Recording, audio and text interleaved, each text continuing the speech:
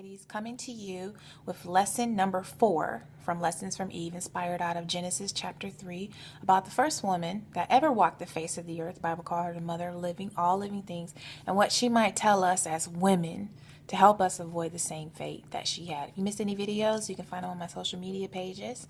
I encourage you to share it, pay attention. This lesson is, I'll even have to admit, one lesson that I'm constantly working on, even in my own life, every single day. And that is this: learn to be content with what you have. It's so easy to fall into covetousness about any little thing. For us women, a lot of times we fall into it about our bodies. Oh, I wish I was shorter. Oh, I wish I was taller. I wish I was this. I wish I was that. I was watching a talk show yesterday and they showed this video of these little girls. They were like 5, 6, 7-year-old little girls. They were beautiful with this beautiful curly hair. And they were talking about how much they hated their hair and they wished their hair was straight. One little girl, she had the cutest little girl, she was just pulling her hair, trying to, I just wish it would go straight, but it won't stay straight. And it hurt my heart so bad because I could totally identify with that thought.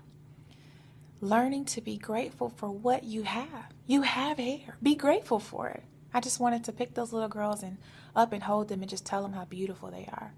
Well, that's the same thing Satan does to us.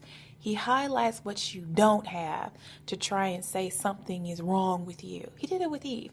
Eve woke up to a man, home. The man had power, authority. They had a relationship with God. The garden is full of trees that she can partake of. But what does Satan do? He capitalized on that lack of contentment and pointed out, well, yeah, you can eat all of this, but what about this one thing God said you couldn't have?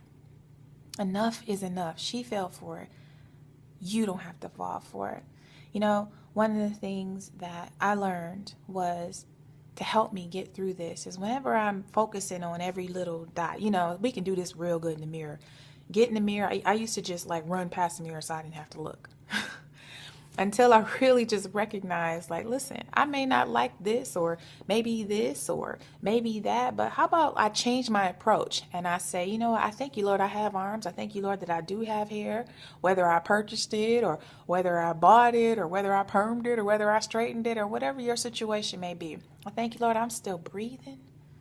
I thank you, Lord, that I have aspirations higher than what I am and how I'm functioning right now, but I thank you that you're helping me get to that instead of allowing that covetousness or that lack to open up a hole. What happens is that opens up a hole for a serpent to crawl in.